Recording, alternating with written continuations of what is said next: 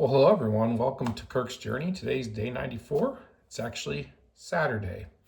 Today is Saturday, April 4th, and I just wanted to ask you first and foremost to like, comment, subscribe, and share if you haven't already. I really enjoy hearing from you, and I really enjoy any feedback you have. If you've watched my videos so far, you know that my struggle I'm going through right now is a separation and marriage reconciliation. That's what I'm praying for. I ask you to please, if you would, as soon as you get done watching this video or pause it, say a prayer for me and my wife and my family. I'd appreciate it. But today is Saturday, April 4th. Good Friday was yesterday, and Easter is tomorrow. Not going to read a Bible verse today, but I wanted to just kind of like give you some context because I really try to encourage people through these videos, but I also let you know where I am day to day, like a video log. It's my journey.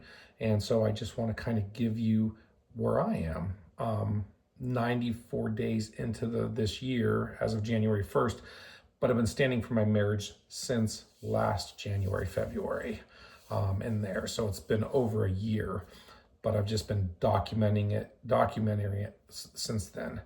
So what I wanted to say is, when you think about God's character and how God's work, I really want to give you a little bit of encouragement, because sometimes it feels like God's silent. Sometimes it feels like God is not listening or God has abandoned you, and he never has. He never has. But sometimes it can feel that way because you can feel the pain of rejection, like the pain of rejection from your spouse when, like in my instance, we went and saw the Mario movie Thursday night, but Friday I didn't see or anything with my family. But I had a kind of a restless night last night. Woke up in the middle of the night to have to use the restroom, and I know it might be TMI, but I just had to use the restroom real quick. And then I woke up, I went to bed late, but I woke up at like 6:15 in the morning, and I was just laying there, got on Facebook and social media for a few minutes, and I was just really missing my family because I hadn't seen them on Good Friday. I had the day off of work, and I kept busy, but I just missed them. And I was wondering, they're out there, sleeping at the house, and then it was Saturday today, and I just was telling the Lord, I just missed them, Lord. I miss my wife. I wonder what she's doing. She's, sleeping, what time she got to bed. And I was just thinking about it. And all of a sudden my phone buzzed, and it was her at 6 a.m. texting me out of the blue saying, do you want to go get Easter candy for the kids today? Zach, my son, has practice at 9 o'clock in the morning for track. And she's like, we can go to Walmart and get some Easter candy. And I said, sure. So we ended up doing that for a while this morning, and it was very pleasant. And I was just thankful. Thank you, Lord. Thank you for that. It's like I was thinking about my family at 6 a.m. of all things on a weekend and that happened, and the Lord provides, but at the same time, it's like sometimes you just wonder in the silence, is God working? Is he doing anything? Well, here's what I'm going to tell you, and it's significant to this weekend. Good Friday, main events happened. One of the biggest events in history. One of the most important things is when Jesus died on the cross. He took our place, and he died on the cross. And then he rose again on Sunday. He rose again on the third day. He died and rose on the third day, but there was a day in between that it was just silent. You have to think, what did the disciples do? Because here their leader, Jesus, was dead.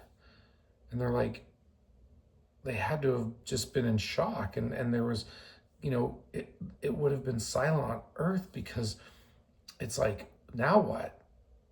Little did they know. I mean, Jesus said it, but on the third day, on Sunday, he rose again and was on earth for 40 days, appeared to the disciples and to 500 people at once. They saw him.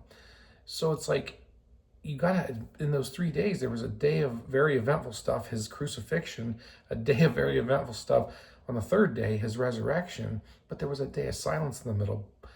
Everybody may have thought this is over, or why is God silent?